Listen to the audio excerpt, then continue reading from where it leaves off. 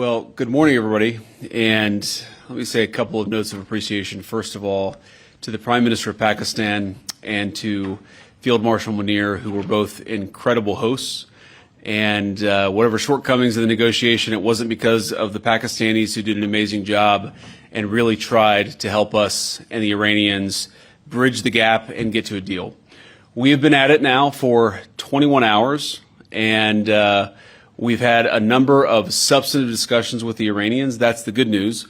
The bad news is that we have not reached an agreement, and I think that's bad news for Iran much more than it's bad news for the United States of America. So we go back to the United States having not come to an agreement.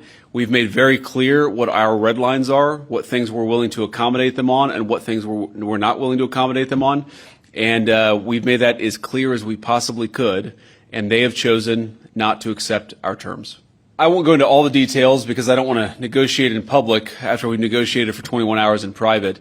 But the simple fact is that we need to see an affirmative commitment that they will not seek a nuclear weapon, and they will not seek the tools that would enable them to quickly achieve a nuclear weapon. That is the core goal of the President of the United States, and that's what we've tried to achieve through these negotiations.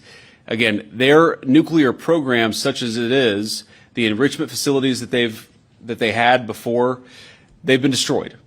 But the simple question is, do we see a fundamental commitment of will for the Iranians not to develop a nuclear weapon, not just now, not just 2 years from now, but for the long term? We haven't seen that yet. We hope that we will.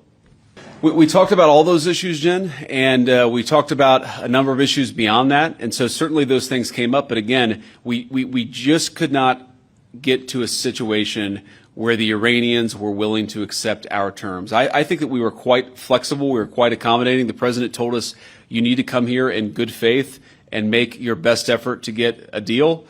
We did that, and unfortunately, we weren't able to make any headway. Preston. Yeah, obviously, we were talking to the President consistently. I don't know how many times we talked to him, a half dozen times, a dozen times over the past 21 hours.